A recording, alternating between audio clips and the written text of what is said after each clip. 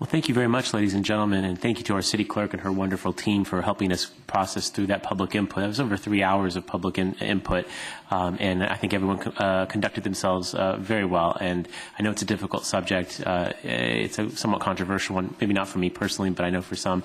And I appreciate everyone working with us this afternoon to get the testimony that's necessary to hopefully provide some direction this afternoon. We have council members on the lights, which I'm going to get to in just a moment.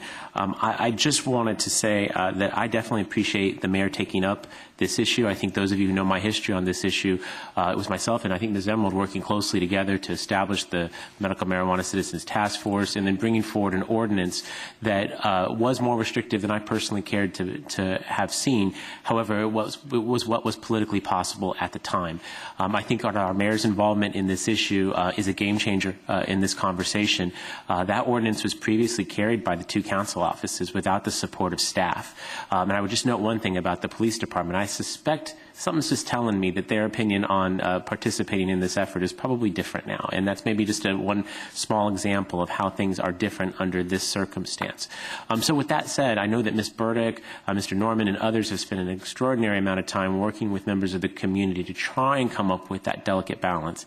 And I recognize that from perhaps even a majority of this council, we may not be there yet. But I think that this is very close to being where we need to be. And I'm certainly supportive of what the mayor is trying to propose. I have questions, certainly about the cost recovery and specifically the excise tax. We've heard a number of people question the legality of that. I certainly would prefer other jurisdictions to be the pioneers on whether or not that's legal or not. But I certainly support the spirit of full cost recovery, and we should do that if this were to be enacted.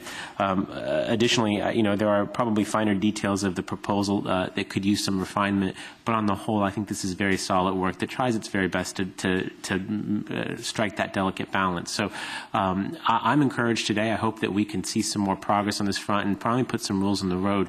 I do think it's far past time for us to do something in this direction, and eventually, I personally, I think you can see that the national climate is moving in a particular direction, and we as decision makers have a responsibility to make sure that our community is prepared so that when that does happen, that we do have clear rules of the road that provide safe access while respecting our neighborhoods. I think the mayor's right on point where that's concerned, and I hope the council can help him hit that balance today.